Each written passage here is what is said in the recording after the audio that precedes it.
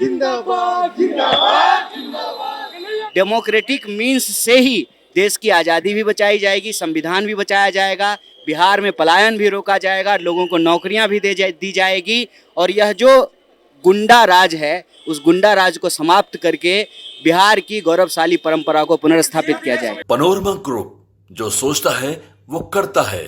नमस्कार, मैं हूं सागर, न्यूज हाट देख रहे हैं आप। देखिए, पटना एयरपोर्ट पर हमारी मौजूदगी है और लगातार कांग्रेस के बड़े नेता कल सीडब्ल्यूसी की बैठक में भाग लेने के लिए आ रहे हैं। कन्हैया कुमार आए हैं, चलिए इनसे बात करते हैं और इनसे समझते हैं कि आखिर सीडब्ल्यूसी की मीटिंग पटना में कराने का क्या वजह क्या है। कन्हैया जी, आप चुनाव भी लड़ेंगे, एक सवाल क्या है कन्हैया जी? तो देखिए, सवाल हम लगातार कन्हैया जी से पूछ रहे थे कि आखिर सीडब्ल्यूसी की मीटिंग कराने का मकसद क्या है। बनाया इन्होंने बहुत सारी बात, पहले कन्हैया कुमार से जो बातचीत हुई है वो बात आप सुन लीजिए। बैठक के लिए आखिर बिहार ही क्यों कन्हैया जी? सीडब्ल्यूसी की बैठक के लिए आखिर बिहार पटना ही क्यों?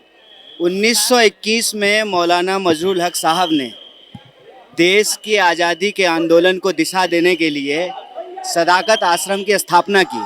सदाकत आश्रम एक ऐतिहासिक धरोहर है जो आज़ादी के आंदोलन से जुड़ा हुआ है, जो बाद में देश के पहले राष्ट्रपति डॉक्टर राजेंद्र प्रसाद जी का आवास था।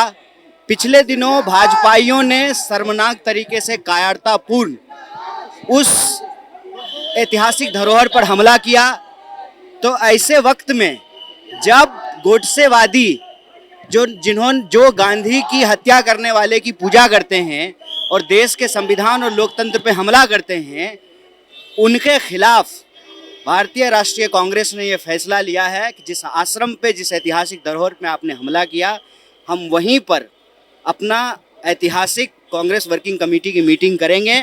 और यह मीटिंग सिर्फ बैठक नहीं है, एक संकल्प है। और यह संकल्प ये है कि न सिर्फ बिहार में, पूरे देश में हम लोकतंत्र की, जमहूरियत की रक्षा करेंगे। एक चर्चा है कि इस बैठक के जरिए अपने घटक दलों पर भी प्रेशर बनाया जा रहा है कि 70 सीट मिल जाए, 2 डिप्टी सीएम मिल जाए। नहीं, देखिए, हम आज़ादी के आंदोलन की बात कर रहे हैं, हम गांधीवादी विरासत की बात कर रहे हैं, गोडसेवादियों का जो इस देश के संविधान के ऊपर हमला है हम उसकी बात कर रहे हैं।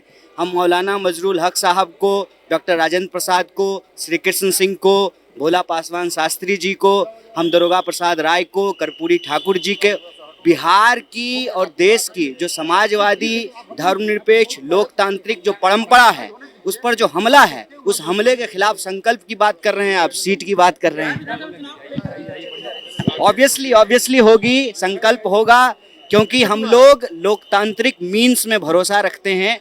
डेमोक्रेटिक मीन्स से ही देश की आज़ादी भी बचाई जाएगी, संविधान भी बचाया जाएगा, बिहार में पलायन भी रोका जाएगा, लोगों को नौकरियां भी दी जाएगी और यह जो गुंडा राज है उस गुंडा राज को समाप्त करके बिहार की गौरवशाली परंपरा को पुनर्स्थापित किया जाएगा। अब फेस में जो है आप फेयर एंड लवली लगाते रहिए। तो आपने सुना कन्हैया कुमार ने क्या कुछ कहा है, तमाम तरह की बातें कही, तमाम तरह की चर्चाएं की, गोडसेवादी, दक्षिणपंथी और न जाने बहुत सारे बात जो हमने पूछे नहीं थे, उन तमाम सवालों का जवाब दे दिया। लेकिन कन्हैया कुमार से पूछा गया कि महागठबंधन का सीएम फेस कौन होगा, कन्हैया कुमार ने कुछ नहीं बोला। हमने उनसे पूछा कि क्या आप चुनाव लड़ेंगे, उन्होंने कुछ नहीं किया। मतलब हमारे सवालों का जवाब अभी तक मिल नहीं पाया है। कांग्रेस के आला कुछ और भी जो बड़े नेता हैं उनसे भी पूछने का प्रयास करते हैं, जो जवाब निकल कर सामने आएंगे आप तक पहुंचाने का काम करेंगे। देखते रहिए न्यूज़ हाट। बहुत बहुत धन्यवाद।